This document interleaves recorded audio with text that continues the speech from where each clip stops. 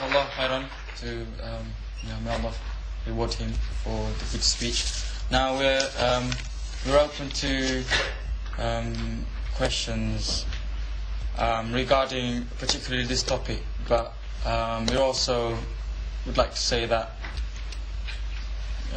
we're open to some other Islamic related questions that you might have and would like to that you would like to raise. So, one from the floor.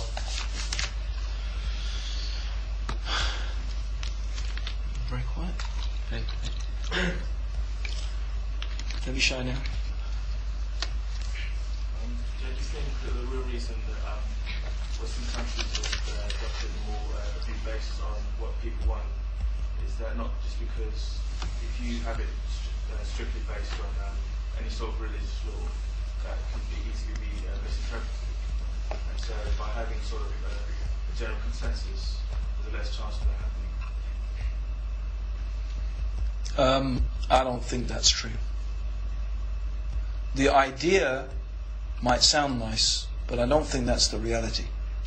I believe, in fact, that I think what is very, very interesting in this regard is referring to some of the ideas that people like Noam Chomsky have come out with, okay, about the mass media, manufacturing consent.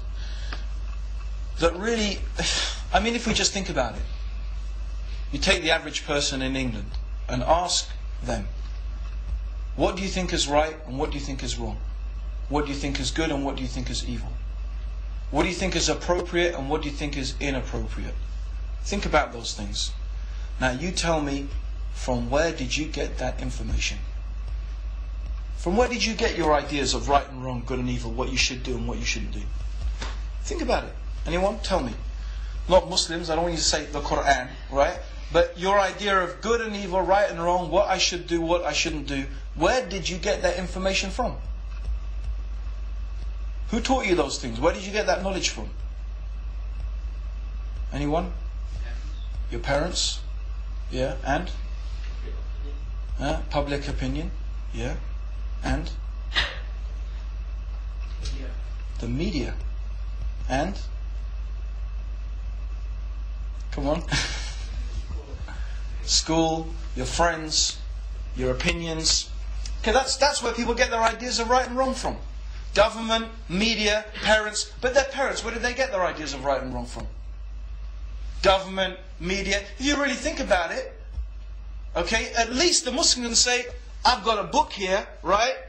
And this book tells me, I don't have a Quran with me, I've got a book here, and this book, here it is, it's all written down. I mean, at least the Americans have got a constitution, although it doesn't seem to make any difference. They can just undermine it any time George Bush comes along or whatever. But still, the Muslims say, here it is, written down. This is what God says is right and what is wrong. You got something to, but what have you got to refer to? Nothing. You got to refer to The Sun, BBC, ITV, Channel 4. That's it. That's your point of reference. Tony Blair. Okay? Those are your points of reference. My friends, what do all my friends say? Oh, what are you saying, guy? Okay, bad. We'll say the same thing. Right? I mean, we have to really think about, okay, it's all very nice if you're talking about a highly educated society where everyone has studied philosophy and religion and whatever, all of those things, and every single one of them is making an extremely intellectual, informed decision, although I'd still say, what is that compared to the knowledge and the guidance of God, right? But still, that will be something. At least you could say, well, maybe you got something there, but what? Western society? Where most people are more interested, right, in, who won the latest football match? Is Arsenal going to win the FA Cup, or is it going to be Man United, or this? So that's what people are interested in, going down to the pub and having a beer. I'm sorry. That's the fact. And who's going to be on page 3 tomorrow? That's the average person in this democratic society. They're just ruled and manipulated by who? These ideas that people have are a product of what? You see, look at the Gulf War. Look at this perfect example. I've been observing, not the Gulf War, this war that they're going to want to start against Iraq. When it all started off, it was like 58% or maybe even more of people thought Saddam Hussein did not have any weapons of mass destruction. That's what the weapons inspectors said, right? From before, they said he's got nothing. 99% of his weapons are gone, and he's got like maybe 1%, and even those are chemicals that are going to deteriorate after these 10 years. He's got nothing. That's what the last lot of weapons inspectors have said. Now, it's like, and that started off, most people thought Saddam hasn't done it, but propaganda, day after day after Al-Qaeda, chemical attack, this, such and such, weapon inspectors, and what do? Boom, they get brainwashed, and now it's all turned around. Now most people do think he's got weapons of mass destruction. In America, okay, they think that Saddam Hussein is a direct threat to that. They're going out and buying tape to stick on their windows and boarding their windows up. They think Saddam himself is going to send missiles over to blow up America. This is what these people think. So, if this is the mentality of those people who are so uninformed, if before September the 11th you asked them to show them where New York was on a map, they couldn't even do it. That's most Americans didn't even know where New York was. Are these the people you think are going to be entrusted to make some... No, I'm sorry, I just don't agree. This isn't democracy. It's the illusion of democracy. First of all, you tell people, this is what you want. Do you want it? Yes, we do. That's what's happening. You know, you want this? Yeah. That's it. You know? So really it's just like leading the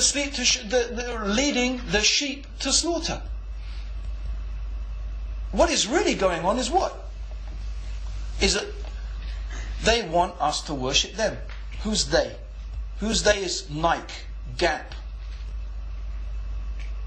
multinational corporations, big businesses, the media, Disney, Warner Brothers, all the rest of it, Microsoft. Those are the ones that want us to worship them, put our trust in them, put our hope in them, that direct all our efforts and our attentions to them and their ideals.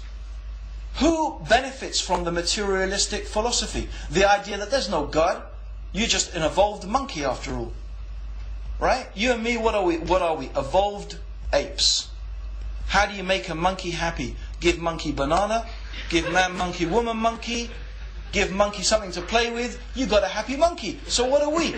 But we're laughing, but this is the truth. So if you remember I said in the beginning, right? If I said in the beginning, that in fact, and this is why I said this is an interesting thing we could get diverted and we come back to it. This is what we're going to get diverted by. How come justice is so important to human beings if we're just like evolved monkeys? If we're just really animals and there's just the material, how come justice is so important? How come all these needs that we have that are not material needs at all? Okay? And this makes us understand that there's a lot more to the human being than that.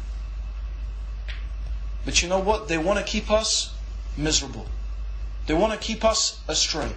They want to keep us enslaved. Because why? We'll keep on buying their products, watching their movies, buying their magazines, drinking their drinks, going on their holidays, etc., etc., etc. You know, democracy is just a nice way to do that.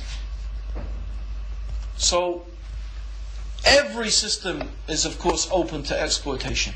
But I think a religious system, yes it can be exploited, yes it can be abused, that is true. Okay? But that depends on the religious system.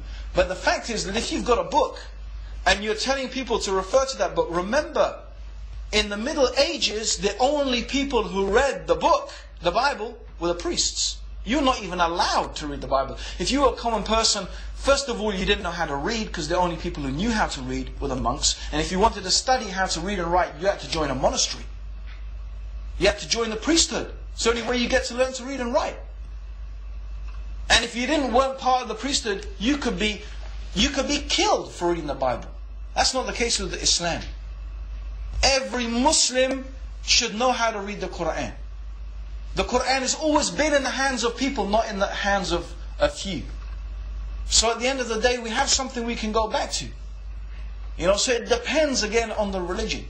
Okay, those things do depend. So, you know, of course, I admit without any doubt that every system is open to abuse and exploitation. But I would say, if you just average it out, no.